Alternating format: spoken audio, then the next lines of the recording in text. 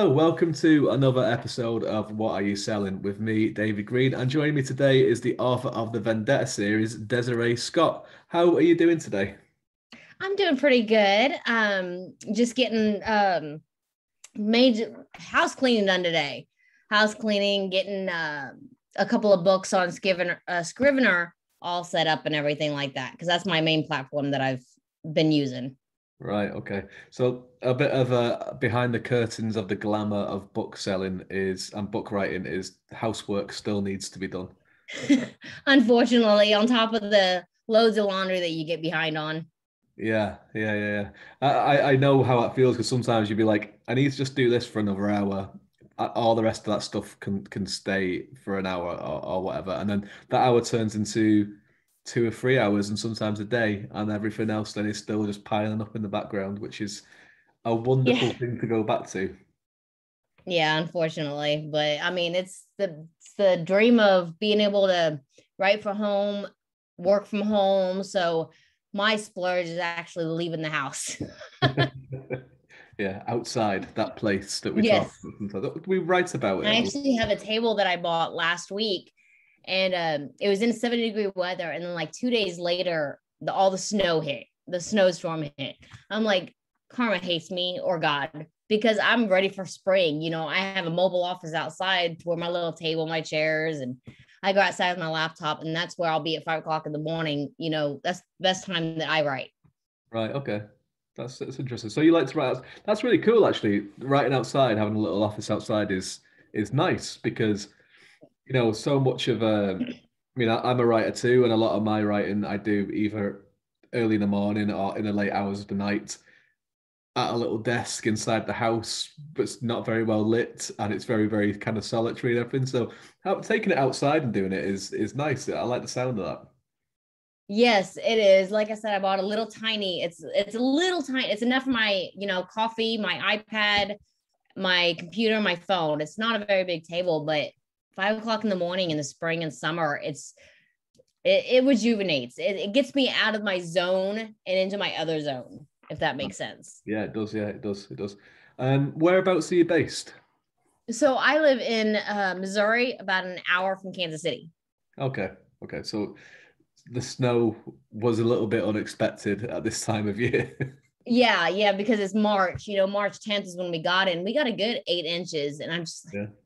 like, It was I'm your like, fault. You shouldn't have got the table. It was your fault. That was what it was. yeah, I know. Everybody that got snow can blame it on me. So, how long have you been writing for? When did you kind of start as a kind of hobby, and then how did that progress into your career? No, so funny story is I was 14, and I had always struggled to read. I was in, tutoring, and as soon as I discovered my mom's romance books at 14, that just opened a whole new leap. I've been writing since I was 16. Right. And obviously I don't have any of those that I'd done then, but my craft, I've got my master's in English and creative writing, my MBA in finance and creative writing. Sorry, my phone. And so I have my education, and I've got 3 kids, and Mhm. it can be, sometimes it can be a lot. Yes. And when did you kind of obviously you started very, very early on, Mhm. 16 or 14, 16. When did you kind of start looking at this and thinking, well, you know what, this is something that I would like to do, and have people read my work and publish my work? I was 18. I I wrote 10 authors, like very well-known authors. I'm talking Lisa Jackson, Nora Roberts, Karen Rose, very, very well-known authors.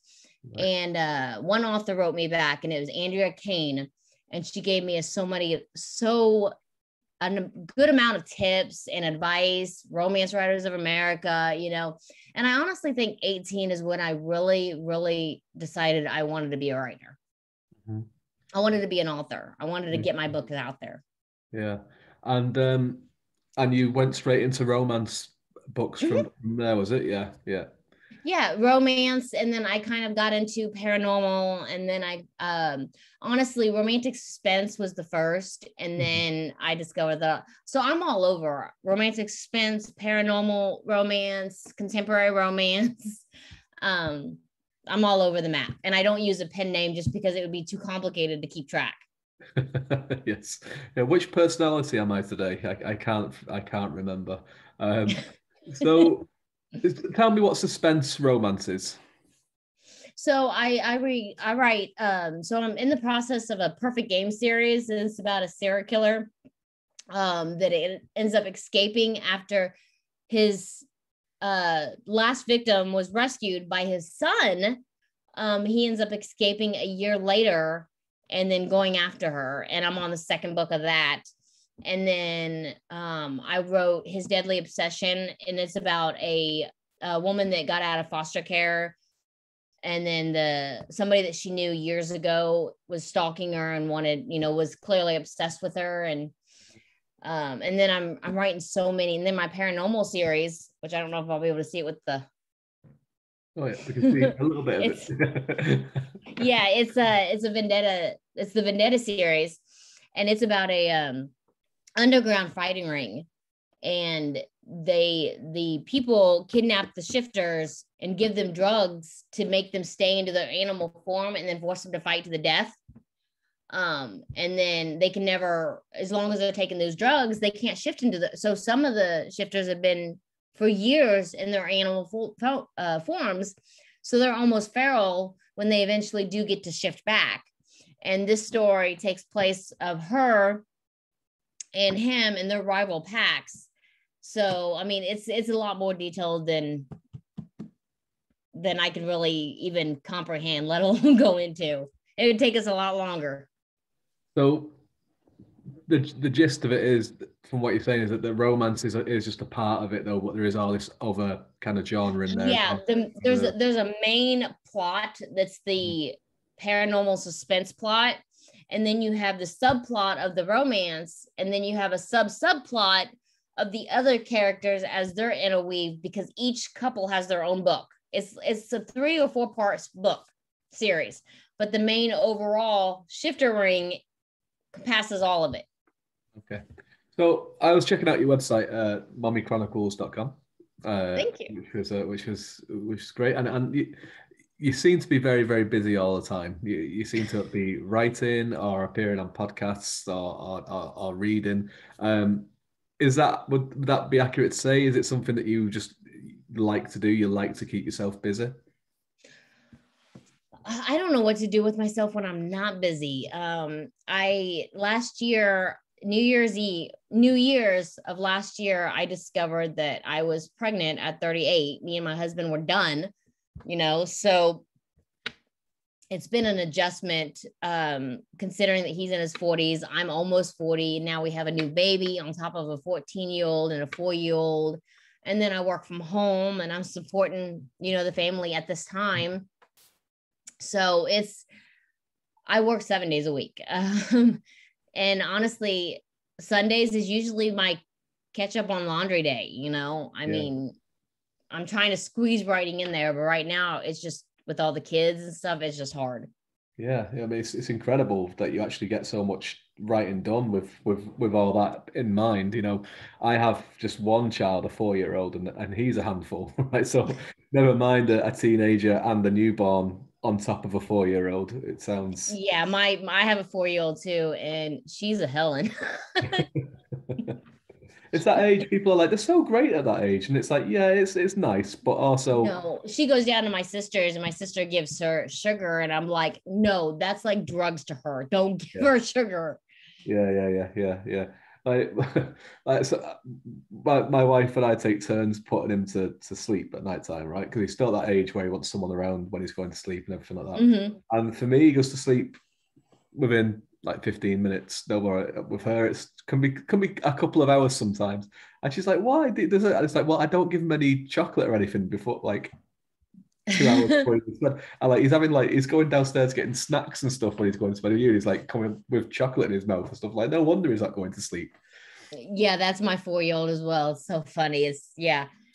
I'm the one that usually, okay, here's a chocolate, go to bed. And my husband's like, you can't do that, babe. You can't do that. There's a time and a place for it, right? When someone else is looking after them, give them. Yeah, and it's not at 8 o'clock at night when you're trying to put her to bed either. Yeah, exactly. Yeah, exactly. So you have a few different series. So how many books have you published so far? I have 7 total. I have a standalone, and then I actually have a complete contemporary romance series that takes place on Vail Mountain, which is in Colorado. And it's got a little bit of suspense thrown in there because honestly, if I could term exactly what kind of author I am, it would be a romantic suspense. Yeah. Now the subgenres of those is paranormal, contemporary, but what I'm known for is my romantic suspense. Mm-hmm. It's the thrillers, because I have a couple of thrillers in the works as well. Right. And do you enjoy reading and watching thrillers as well? Yes. I'm really big in Criminal Minds, Forensic Files. And in fact, that is actually how the Vendetta series transpired. I was watching it was years ago, because this book's been out for a while, but I watched a Criminal Minds episode where I think some of the victims were in the cages. And then the next day, a couple days later, I was driving to work one day and I was like, man, the what if game, what if, shifters were forced to be in these cages and couldn't transform back. And then one thing led to another. And I'm on my 3rd book. Driving in the car is a great place for ideas sometimes, isn't it? Because the mind shouldn't wander when you're driving, but it does. You can't help it. It releases your mind, honestly. Yeah. It's, and you're not worried about everything else because you're just driving. You're concentrating on the road, but then your mind's just going a mile a minute. Yeah. That's when I realized that I was like good at driving, when I was like, I don't remember doing this journey that I've just done. Like I didn't crash, so I must be okay at driving, because I was thinking about something else completely the entire time. Yeah. So before you mentioned Scrivener as being your main platform, so obviously your books are available on Amazon. Mm-hmm. There and everything else. But so what is it you do on Scrivener? What do you do? Do you release things that are just on Scrivener, or is it? Tell me more about that. So so I'm an outliner. I can't fly by the seat of my pants at all. So Scrivener is great because it's so organized in chapters down to the scenes. There's a button for the outline that you can see. I mean, it's everything at a glance. You can even put web pages within that program to where if you just go to that folder, it takes you to the website and the research that you're doing inside the program. You never have to leave the program. Okay. But it takes a while to get everything set up and that organized. So that's what I've been doing the last couple of weeks. Is like, I need to get back into writing. I need to schedule that time in, and it's getting up at 4 o'clock in the morning and spending at least an hour a day getting my books, getting some words in. Yeah.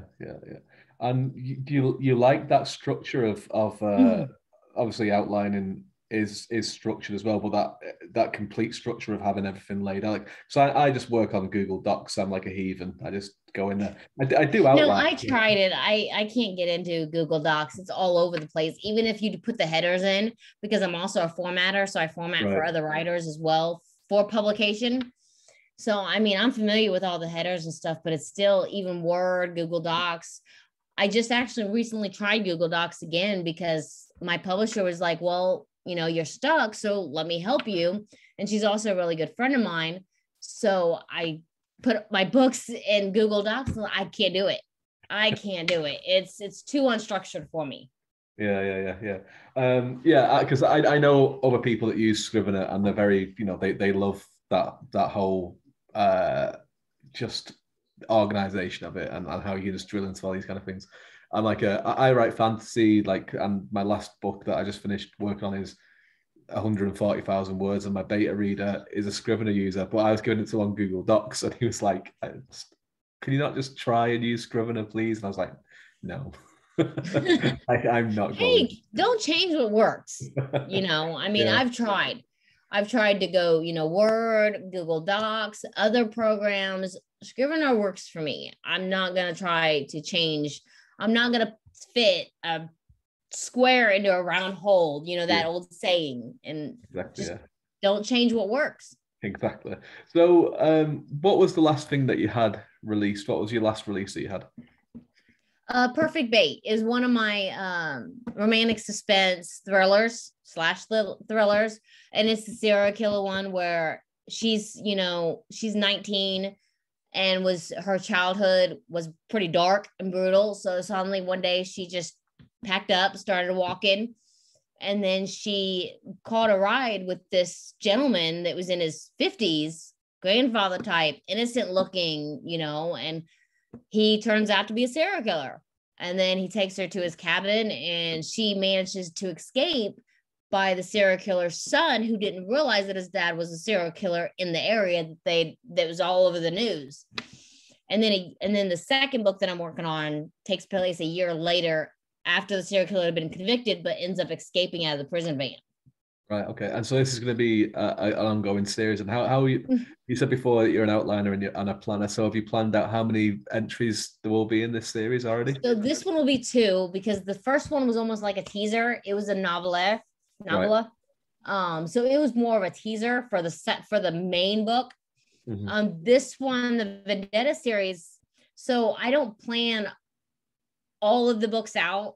I basically outline one, write it, and then 9 times out of 10, it leaves with a cliffhanger. So then I'm like, okay, let's outline a second book. My books are plot based, but they're character driven, if that makes sense. At the end of the book, if it has the meat for a second book, then I'm all for it. But I don't know that starting it out. Right, I get you. Yeah, I understand that completely as well. It's like, let's see how it goes, right? Yeah. And also as well, when you're writing something and you kind of enjoy the characters that you're writing about, sometimes you get to that point where you're like, you know what, I want to do another story with these people. Yeah. Oh, Yeah. the And world. this one, the Vanetta series could actually probably be 4 or 5 books. It just depends on how far I want to go with it. Awesome. Yeah. So what else does 2022 have in store for you? Obviously, with the situation when we were newborn, it's tricky, but it sounds like you are with your desk, and once the snow is gone, you're going to be having that hour of working. So are we going to be expecting some releases from you this year? Yes, I'm at least 1, if not 2. Excellent. Possibly 3, because I have 2 books that are romantic suspense, but they're done. They just need heavy rewrites. And I want to try to get those released as well. But I know the 3rd Vendetta needs to be out, and then the 2nd in the Perfect Game series needs to be out. Other than that, everything else is a bonus. Excellent. Sounds great. Desiree, thank you so much for coming on and talking to me about your work, and for everyone that's listening as well. I'm sure they've really enjoyed it. Where can they all keep up to date with you? We mentioned your website before. Would that be the best place to check you out? That, or honestly, Facebook. Just Google Desiree Scott, and I have Twitter, LinkedIn, Facebook, TikTok. I have a blog and a website. I have a mommy author, mommychronicles.com, or I have DesireeLScott.com. So I'm literally, you can't miss me. I'm everywhere. Well, all of those, for people that are watching on YouTube or listening to us on Spotify or Anchor FM or Apple Music, all of those links will be in the show notes below. So do please check those out. Check out Desiree's work and get in touch with her. Let her know what you think about them. Desiree, thanks again for coming on, and I hope to speak to you again soon. And for everyone that is watching till the end, until next time. Thank you. Bye.